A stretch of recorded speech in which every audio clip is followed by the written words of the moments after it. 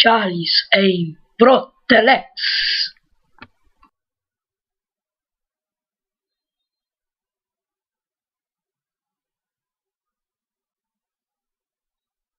Olá,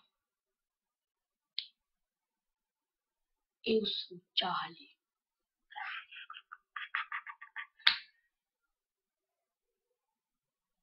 Cuidado, use Protelex.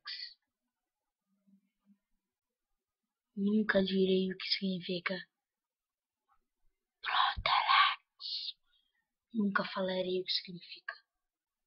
Isso é um segredo guardado às 10 bilhões de chaves. Nunca direi, nem me forçarão. Use, faça bem. Você deve estar se pensando, se eu não sei o que é Protelex, como eu vou usar?